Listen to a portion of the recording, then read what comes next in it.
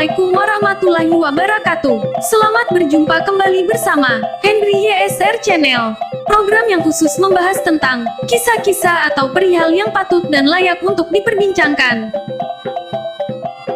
Pada segmen kali ini, kita akan membahas tentang pengaruh orang Minangkabau dan Melayu terhadap suku Bugis Makassar. Seperti yang kita ketahui, memang Minangkabau dan Melayu banyak mempengaruhi suku Bugis di beberapa aspek kehidupan, seperti sastra, budaya, dan agama. Hal ini masih kental terbawa sampai saat ini. Jika Bugis meninggalkan jejak di tanah Minang dan tanah Melayu lainnya, maka di tanah Bugis, orang-orang Minang juga meninggalkan satu jejak harum yang dicatat dalam semua naskah-naskah sejarah orang Bugis dan Makassar. Jejak harum itu adalah kedatangan orang Minang untuk membawa Islam sebagai agama yang kemudian dianut mayoritas orang Bugis dan Makassar. Mereka adalah Datuk Ribandang, Datuk Ritiro, dan Datuk Patimang yang datang membawa Islam pada abad ke-16. Sebelum Islam datang, jejaknya lebih dulu ada. Sejarawan Muflis Paine menyebutkan bahwa pada tahun 1542, seorang Portugis bernama Antonio de Paiva mendarat di Siang, sebuah kerajaan tua di pesisir selatan Makassar. De Paiva adalah orang Eropa pertama yang tinggal di Sulawesi. Dalam laporannya, Paiva menyebutkan bahwa ketika ia mendarat di Pulau Celebes, yang kini disebut Sulawesi, ia telah bertemu dengan orang-orang Melayu di Siang.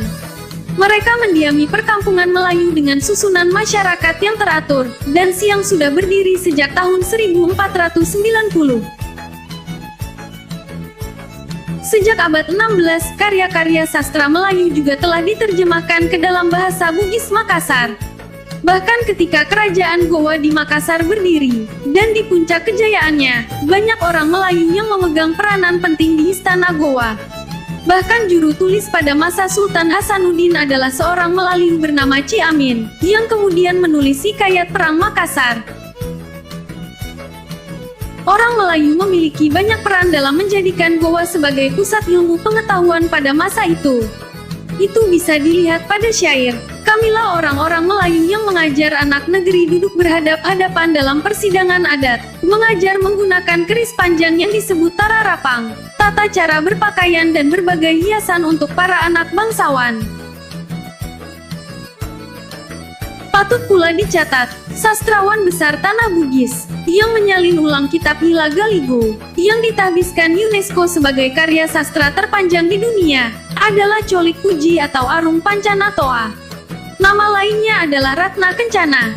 Ibunya bernama Siti Jauhar Manikan, putri Ince Ali Abdullah Datu Pabean, Syahandar Makassar di abad ke-19, orang keturunan Melayu Johor berdarah campuran Bugis Makassar.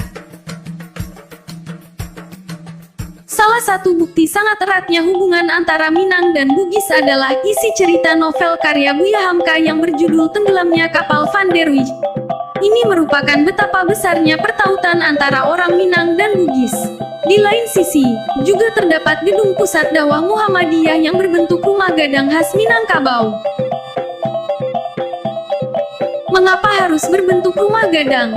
Salah seorang budayawan Sulsel mengatakan bahwa bentuk rumah gadang adalah pertanda jejak sejarah tentang sumbangsi berharga orang Minangkabau di tanah Makassar.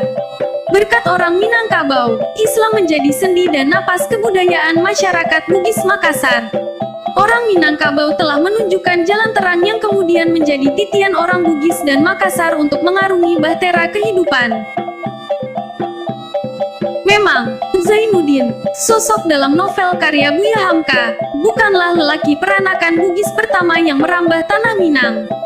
Demikian pula ayah Zainuddin, Pendekar Sutan, bukanlah sosok Minang pertama yang merambah tanah Bugis.